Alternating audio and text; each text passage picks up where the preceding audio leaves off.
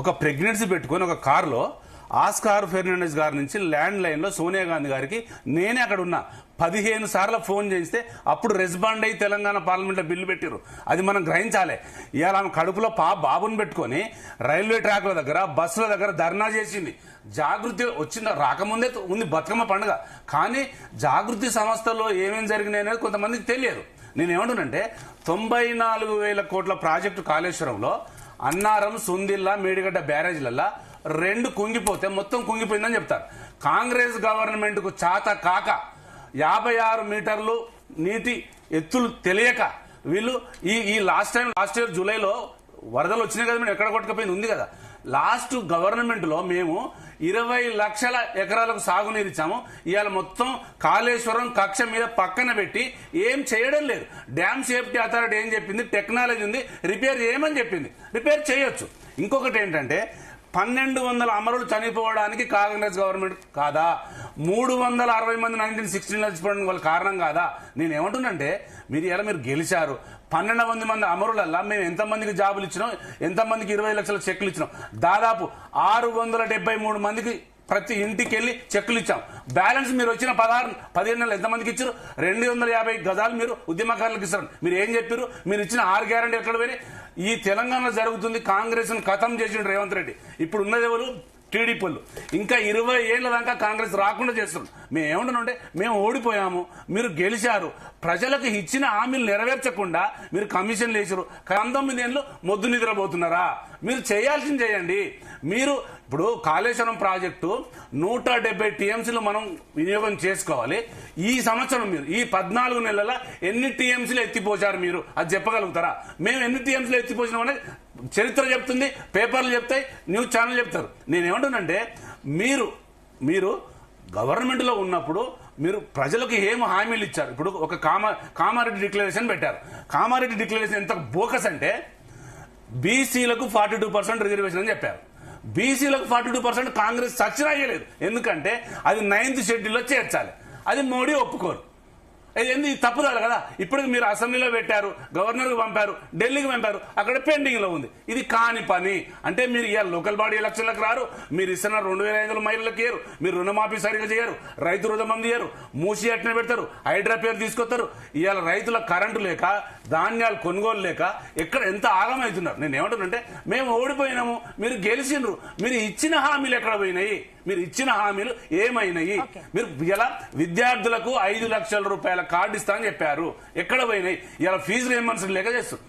ఇలా మొత్తం తెలంగాణలో జరుగుతుంది. కొంతమందికి తెలియక ఏది పడితే అది మాట్లాడి బట్టగాల్చి మీదేయడం అనేది సబబు కాదు. మనం నేర్చుకుని సమాధానం ఇస్తారంట. మేడం, బీసీ నినాదం అని అంటున్నారు. బీసీ నినాదం ఇప్పటి నుంచి జరుగుతున్నది కాదు. గత 100 ఏళ్ల నుంచి బీసీ అనేది 1969 నుంచి మొదలు పెట్టుకుంటే ఈ రోజు వరకు కూడా న్యాయం అంటే కాంగ్రెస్ వచ్చినాక న్యాయం నేను క్లారిటీ ఇస్తున్నా. దానికి బీసీలు నాకు కూడా ఒక సమస్య. సంచార జాతులను, సేవా కులాలను, ఉత్పత్తి జాతులను లెక్క చేయకుండా, రంగారెడ్డి, హైదరాబాద్ లెక్క చేయకుండా, 30 లక్షల మందిని బీసీలను లెక్క చేయకుండా, అది ఒక దొంగ చాటుగా చేసిన బీసీ కులం. నేనుంటే ఎలక్షన్ కమిషన్ ఇచ్చిన జనాభాకు మన జనాభా కనబడుతుంది మేడం. కరెక్ట్ ఉండాలి కదా ఎలక్షన్ కమిషన్. మేడం నేను క్లారిటీ ఇస్తున్నాను. మొన్న కూడా మేడం జాగృతి కవిత మేడం గారు ఒక బీసీ గురించి ఒలిపలుకులు మలుకుతున్నది. వాస్తవానికి ఆమె ఏ రోజు అయినా బీసీల గురించి పోరాడిందా? అది ఒకటి ఆలోచించాలి. బీసీల గురించి ఏదైనా చట్టం తెచ్చిందా? లేదు. వాళ్ళ నాన్న ఉన్నప్పటి నుంచి అంటే 2014 నుంచి 2023 వరకు ఏ రోజైనా బీసీలకు ఇది ఒక కమిషన్ తీసుకొచ్చి ఒక్క నిమిషం నేను మాట్లాడుతున్నాను. ఇప్పుడు బీసీలకు ఒక మనం బడ్జెట్ లో క్లారిటీ తీసుకోవాలి. గత 10 ఏళ్ళలో చూస్తే బీసీలకు ఎంత బడ్జెట్ ఇచ్చింది అనేది మేము ఒకసారి రిమెంబర్ చేసుకుంటే అన్నగారు చెప్పినట్టు అదే విధంగా మేము ఈసారి 11,000 ఇచ్చినాం. మేము చెప్పిన అదే చెప్తున్నాం. ఇప్పుడు మేము చేయబోతున్నది కూడా క్లారిటీ ఇస్తున్నాం. బీసీల కులగణన చేసింది ఎవరు మేడం? కాంగ్రెస్. సర్వే చేయించినాము, దాన్ని అసెంబ్లీలో అనౌన్స్ చేసినాము. మేము మీలాగా కోట్ల చుట్టూ తిప్పలేదు. విద్యార్థులను అయోమయం చేసి గ్రూప్ 1, గ్రూప్ 2, గ్రూప్ 3 అని చెప్పేసి మేమే చెప్తాము, మేమే కోట్లకేసి అట్లా చేయలేదు. మేము చెప్పినాము ఆనాడు కామారెడ్డి డిక్లరేషన్ క్లియారిటీగా అదే చెప్తున్నాం. అదే మేడం మేము అదే చెప్పగలుగుతున్నాం. మేము ఈ రోజు అదే బల్ల గుద్ది చెప్పగలుగుతున్నాం. ఇంత స్పష్టంగా నేను కూడా ఒక కార్యకర్తగా నేను పనిచేస్తున్నాం కాబట్టి నేను క్లారిటీగా చెప్తున్నాం. ఎందుకంటే కామారెడ్డి డిక్లరేషన్ లో 42% చేస్తామని చెప్పినాం.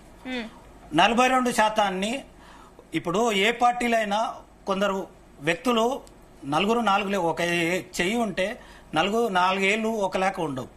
ఈ దీంట్లో కూడా పార్టీలో కూడా కొందరు వ్యతిరేకించారు. రేవంత్ రెడ్డి గారిని వ్యతిరేకించారు, అదే బట్టి విక్రమార్క గారిని, మిగతా మంత్రులను కూడా వ్యతిరేకించారు. ఎమ్మెల్యేలు మిగతా వాళ్ళు కొందరు. వాళ్ళందరినీ కరాఖండిగా ఆపి క్లారిటీ ఇచ్చి ఒక కేబినెట్ మీటింగ్ పెట్టి బీసీని సర్వే చేపిస్తున్నా అని చెప్పేసి ఈ రోజు కాంగ్రెస్ లో సర్వే చేయించిన వ్యక్తి ఎవరైనా ఉంటే ముఖ్యమంత్రి గారు, అదే విధంగా ఉప ముఖ్యమంత్రి. మీరు కమెంట్ చేశారు ఎమ్మెల్సీ కవిత ఇప్పుడు బీసీల గురించి చిలుక పలుకుతుంది. వాస్తవం అదే చెప్తున్నాం అంటున్నారు. సరే మీరే చెప్పండి, 42% రిజర్వేషన్ మీరు తెచ్చారా? ఇప్పుడు మేము తెచ్చినాం కదా మేడం. అసెంబ్లీలో మేము అనౌన్స్ చేసినామా లేదా? దాన్ని మేము బిల్లు కోసం లేదు తెలంగాణలో మా చేతనైనది మేము పెట్టినాం. ఇది నెరవేర్